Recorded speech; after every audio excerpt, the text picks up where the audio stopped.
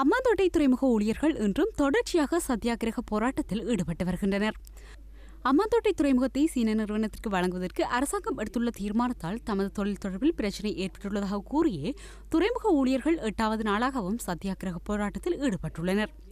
இந்த நிலையில் உடனடியாக கடமைக்கு திரும்பாவிட்டால் பணியிலிருந்து விலகியதாகவே கருதப்படும் என்றும் அமைச்சர் அர்ஜுன ரணதுங்க இன்றைய தினம் அமைச்சில் நடத்திய ஊடகவியலாளர் சந்திப்பில் தெரிவித்துள்ளார்.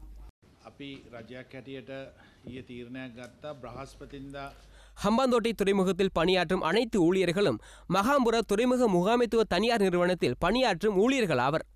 கடந்த சில நாட்களாக அத்துறைமுகத்தில் முன்னெடுக்கப்பட்ட நாசகார செயற்பாடுகள் காரணமாக தற்பொழுது நாம் பாரிய நிதி நெருக்கடிக்கு முகம் கொடுத்துள்ளோம். கப்பல் போக்குவரத்திற்கு தடங்கல் ஏற்பட்டுள்ளது. முகாமைத்துவ கட்டடத்திற்கான மின்சாரம் துண்டிக்கப்பட்டுள்ளதுடன் சிசிடிவி கமராக்கள் சேதப்படுத்தப்பட்டுள்ளன. நீர்த்தாங்கி சேதமாக்கப்பட்டுள்ளது. அதேபோல் கப்பல்களின் செயற்பாடுகளுக்கு தொடர்ச்சியாக தடங்கல்கள் ஏற்படுத்தப்பட்டு கொண்டிருக்கின்றன.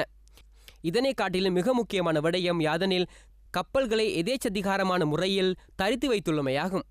இச்செயன்முறையினை கடற்கொள்ளை என்றே சர்வதேச சமூகம் கருதுகின்றது. இதன் காரணமாக இன்று ஹம்பாந்தோட்டை துறைமுகம் பாதுகாப்பு குறைந்த துறைமுகமாக சர்வதேச சமூகம் கருதுகின்றது. நாடென்ற ரீதியில் இது பாரிய நெருக்கடி நிலையாகும். எனவே ஹம்பாந்தோட்டை துறைமுகத்தின் செயற்பாடுகளை எதிர்காலத்தில் முன்னெடுக்கும் நோக்குடன் அரசாங்கம் என்ற வகையில் ஒரு சில தீர்மானங்களை மேற்கொண்டுள்ளோம். அதன் அடிப்படையில் நாளை பிற்பகல் 2 மணிக்கு முன்னர் பணிக்கு திரும்புமாறு அந்த நிறுவனம் அறிவித்துள்ளது. பணிக்கு திரும்பாத ஊழியர்களின் வெற்றிடங்களின் பொருட்டே ஹம்பாந்தோட்டை மாவட்டத்தின் மிர்ஜவல கிராமத்திலிருந்து புதிதாக ஊழியர்களை இணைத்துக் கொள்வதற்கு எதிர்பார்த்துள்ளோம். இவ்வாறான நாசகார வேலைகளில் ஈடுபட்ட அனைவருக்கு எதிராகவும் சட்ட நடவடிக்கை எடுக்கப்படும். இதேவேளை 2017ஆம் ஆண்டு ஜனவரி மாதம் ஹம்பாந்தோட்டை துறைமுகத்தின் பணிகளை சீன நிறுவனம் ஆரம்பிக்கும் என்றும் அமைச்சர் ரணதுங்க இன்றைய ஊடகவியலாளர் சந்திப்பில் அறிவித்தார். ජනවාරි 8 වෙනිදාට ඉස්සෙල්ලා. ඒක තමයි අන්තිමටම එන රිපෝට්.